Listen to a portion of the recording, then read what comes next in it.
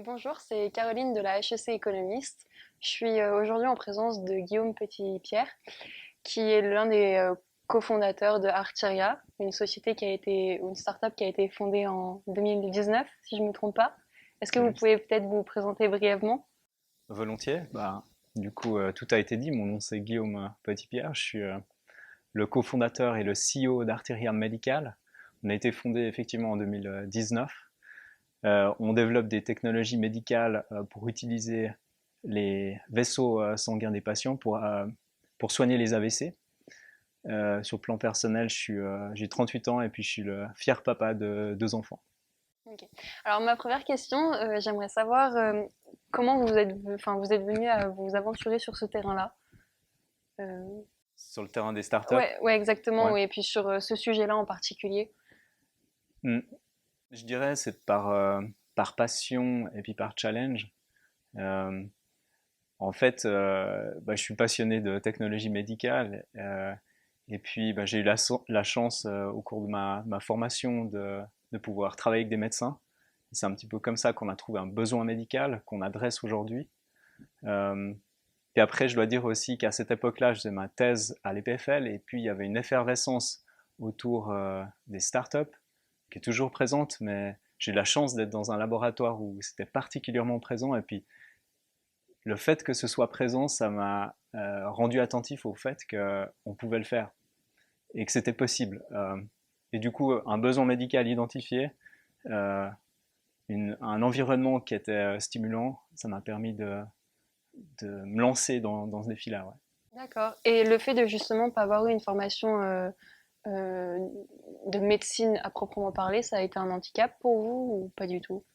Ah, je dirais pas du tout, et même au contraire, je pense que c'est quelque chose qui m'a aidé dans l'identification du besoin médical. Ce qui s'est passé, c'est que et là aussi, c'est important de faire intervenir mon cofondateur Marc, qui était là à ce moment-là. On a pu assister à des opérations et voir de nos yeux comment les médecins travaillaient. Et c'est vraiment ça qui a fait que, avec nos yeux d'ingénieurs, on s'est dit, ah mais là, il y a un vrai besoin médical et on va pouvoir le régler d'une autre manière qu'il est réglé aujourd'hui. S'il n'est pas réglé même. D'ac- C'était c'était vraiment ça qui était important à mon avis. D'accord. Et donc du coup, votre solution, elle est innovante. Vous pouvez nous en dire quelques mots ou c'est confidentiel? Non, non, bien sûr, bien sûr. Aujourd'hui, en fait, ce qu'on a développé, c'est un produit qui permet de naviguer dans les artères des patients de manière extrêmement efficiente et fluide. Ce qui se passe aujourd'hui dans les interventions, s'il y a une personne qui est atteinte d'un AVC, c'est qu'on va intervenir chez cette personne par l'intérieur du patient, donc en utilisant ses vaisseaux sanguins. Euh, mais il y a des gros problèmes de navigation parce que les produits qui sont utilisés sont passifs. Ils sont passifs dans le sens que ils sont, euh, ils sont, ils ont une même forme pendant toute la durée de l'intervention. Ok. Si on veut changer leur forme, il faut retirer le produit du patient. Et il y a Ok, une perte de ouais. temps Ok, considérable à ouais. cause de ça. Notre technologie, elle permet de le faire en direct dans le patient.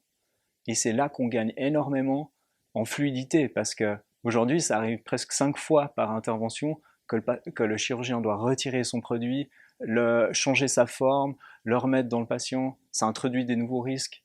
Ouais, Nous, tout ça, on j'imagine. élimine, et puis on le fait en direct dans le patient. Et est-ce que votre dispositif a déjà été utilisé lors d'interventions ou toujours pas? Pas encore. C'est le prochain gros challenge.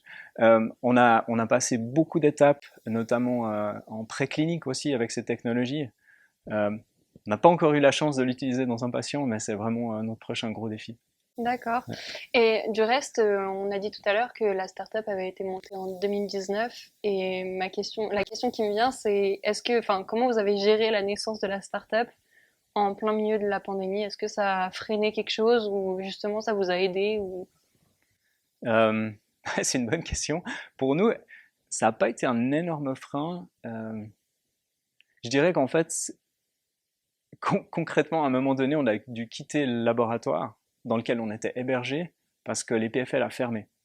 Donc, pour nous, ça a été une opportunité ensuite de sortir un petit peu de notre nid et puis d'aller s'installer dans le parc scientifique, les PFL.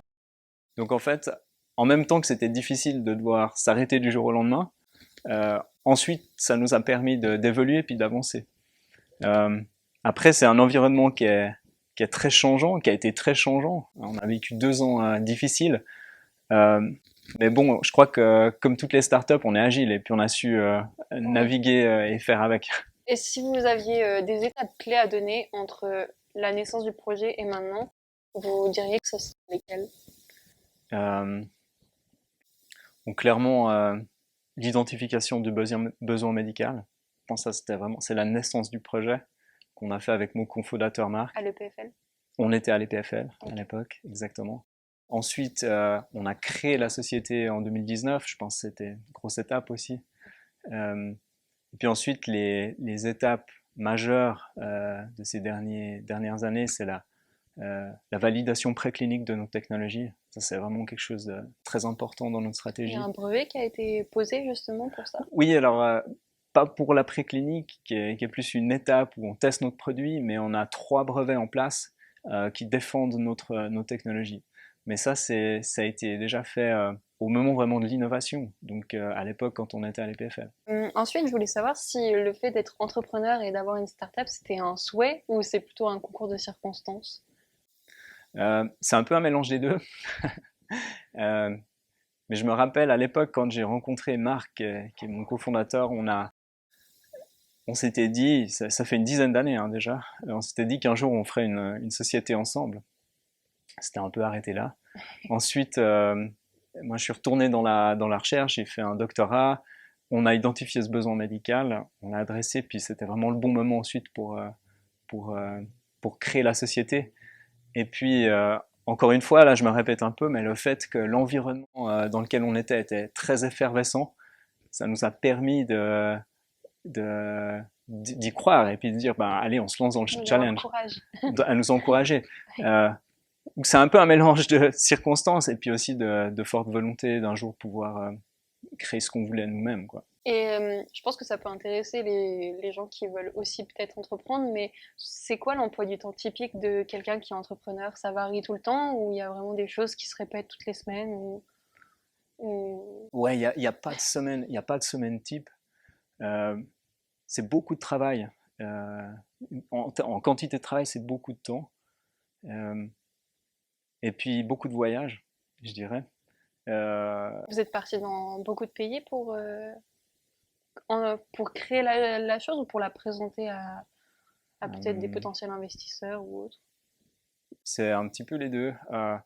Bon, pour la créer, ouais, peut-être moins pour la créer, mais effectivement pour faire connaître ce qu'on fait, faire connaître Arteria Medical, on a beaucoup voyagé aux US, on allait voir beaucoup de centres cliniques en fait, qui sont finalement nos partenaires avec qui on doit travailler, euh, et puis un peu partout ailleurs en Europe.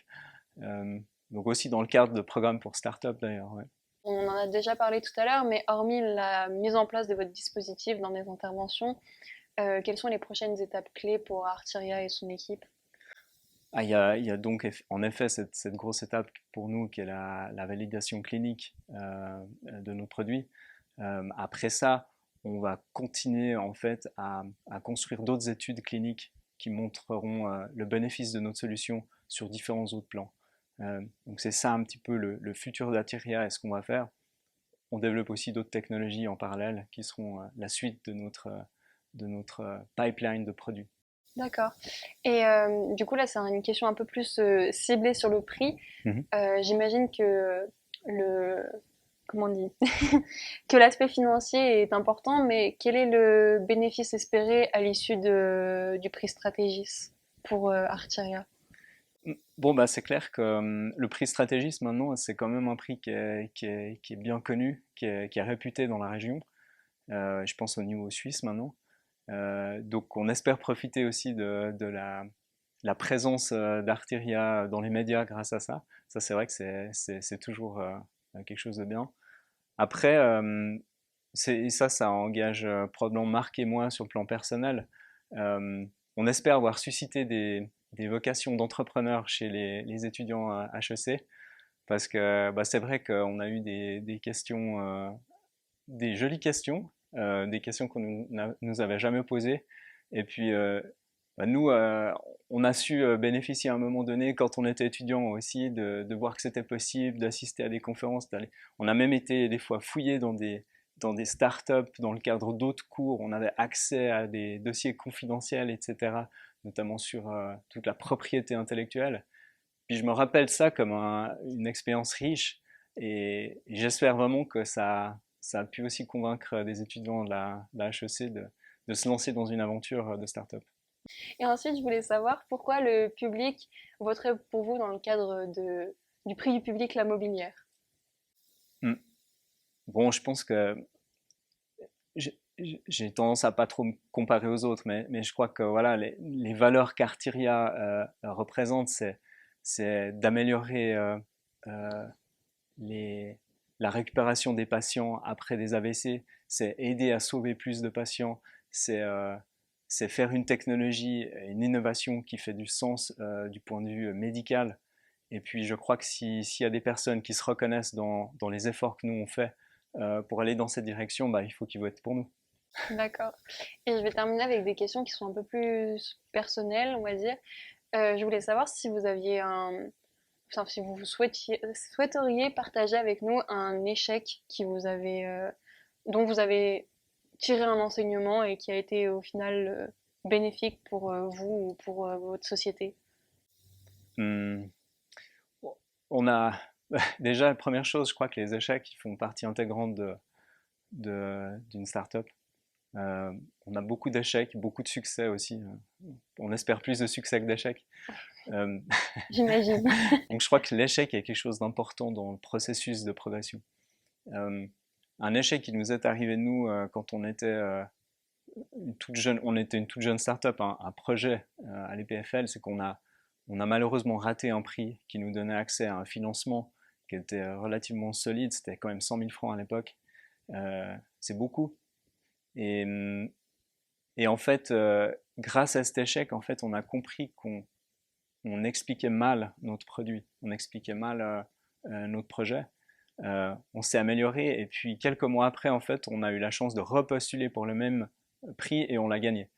Donc, en fait, pour nous, c'était un très bon apprentissage de voir que l'échec est là, il fait partie de la vie, il faut pouvoir se retourner après un échec, apprendre ses erreurs et puis après, c'est comme ça qu'on progresse, quoi. Selon vous, quelles seraient les valeurs primordiales pour quelqu'un qui souhaiterait se lancer dans l'entrepreneuriat? Mm. Ça, c'est aussi un point de vue très personnel, mais je pense qu'il faut une certaine, il faut du respect, penser quelque chose d'important, il faut rester humble, puis il faut être ambitieux en même temps. Ouais. Donc il faut trouver un petit peu ce doux équilibre entre ces différents aspects. Euh, ouais. D'accord. Eh ben, écoutez, merci beaucoup et puis j'espère que vous irez loin dans la compétition et que pourquoi pas vous gagnerez le prix. Merci beaucoup.